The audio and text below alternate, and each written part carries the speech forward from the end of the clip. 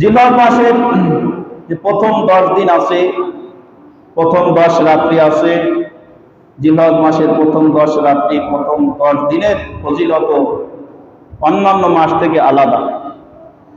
আল্লাহ তাআলা জিলহজ মাসের প্রথম 10 রাত্রির কসম খেয়েছে। সূরা ফাজরের ভিতরে আল্লাহ তাআলা বলে, ওয়াল ফাজরি ওয়া লায়ালিন আশর ওয়াশ-শাফঈ ওয়াল ওয়াতর।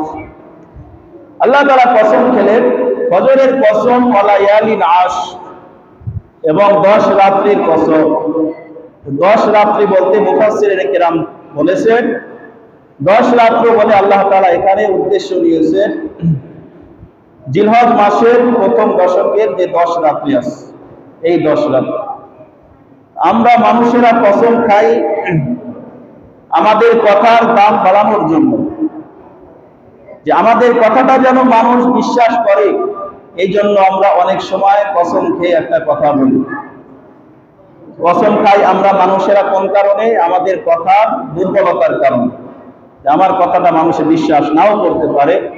এ কারণে আমরা কসম খাই আল্লাহি বিল্লাহি তাল্লাহি, আল্লাহি বিল্লাহি তাল্লাহি, আল্লাহর কসম অবশ্যই আমি এই কাজটা করছি, এই কথাটা আমি বলছি, এটা আমি করি নাই বা এটা করছি, কসম খেয়ে বলি। আমরা কসম খাই আমাদের কথার দাম বাড়ানোর জন্য, কিন্তু আল্লাহ তাআলার কথা তো এমনি দামি। আল্লাহ তাআলা কোরআনে অসংখ্য জায়গায় কসম খেয়েছেন।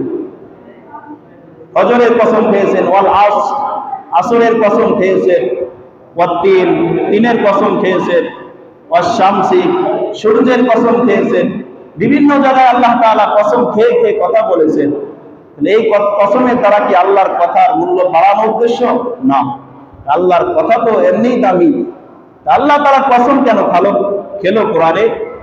বলা হয়েছে আল্লাহ তাআলা যে কসম খেয়েছেন কোরআনে, এখানে উদ্দেশ্য হলো যেই জিনিসের কসম আল্লাহ খেয়েছেন এই জিনিসটার দাম বেশি, এটাই বোঝানোর উদ্দেশ্য।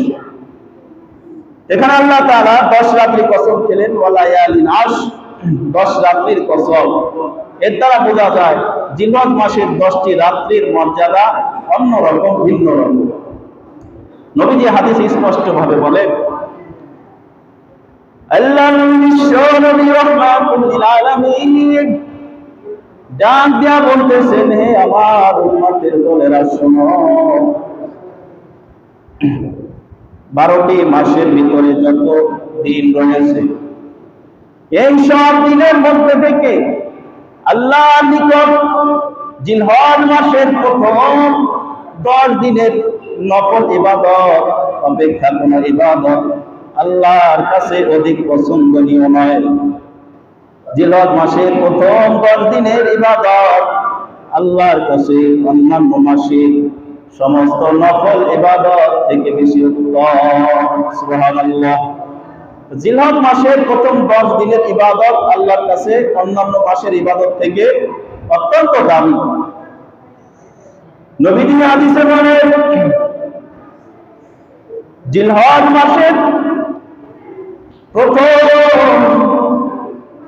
8 দিন, 1 তারিখ থেকে 8 তারিখ পর্যন্ত, এই দিনের প্রত্যেকটা দিনের রোজা 1 বছরে রোজা রাখার সমতুল্য। জিলহজ মাসের প্রথম 8 দিন, প্রথম 8 তারিখের রোজা 1 বছর নফল রোজা রাখার সমতুল্য। এবং জিলহজের প্রথম 10 রাত্রির ইবাদত, প্রত্যেক রাত্রির ইবাদত লাইলাতুল কদরের সমতুল্য। লাইলাতুল কদর ইবাদত করলে যে পরিমাণ নেকি পাওয়া যায়, জিলহজ মাসের প্রত্যেকটা রাত্রির প্রথম 10 রাত্রে ইবাদত করলে শবে কদরের সম পরিমাণ মর্যাদা আল্লাহ দান করে। সুবহানাল্লাহ। এবার চিন্তা করেন, এই জিলহজ মাস আমাদের সামনে আসছে, এর প্রথম 10 দিনের ফজিলত কত, আর প্রথম 10 রাত্রের ফজিলত কি পরিমাণ।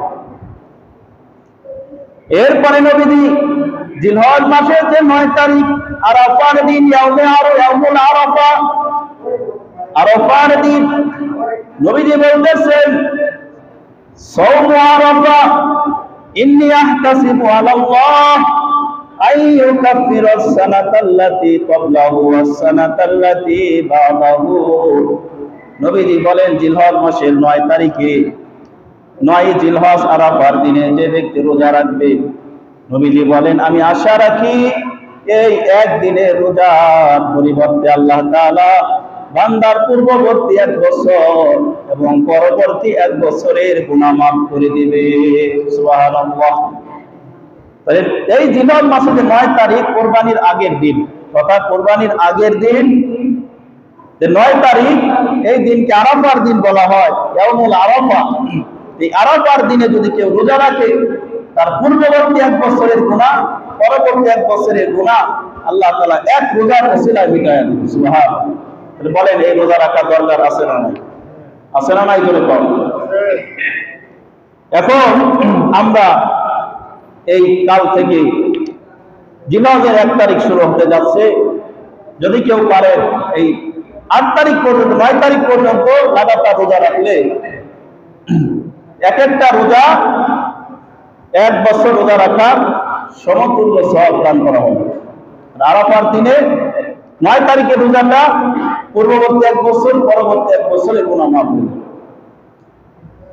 এই কারণে এই জিলহজ মাসের প্রথম 10 দিন আমরা বেশি বেশি ইবাদতে কাটানোর চেষ্টা করব, বেশি বেশি রোজা রাখার চেষ্টা করব। বিশেষ করে 9 তারিখের রোজা যেন কেউরই হাত ছাড়া না হয়, আমরা সকলেই সোচ্চার থাকবো। কুরবানির আগের দিন আমরা এই রোজাটা যেন সকলেই রাখতে পারি। আল্লাহ তাআলা সকলকে তৌফিক দান।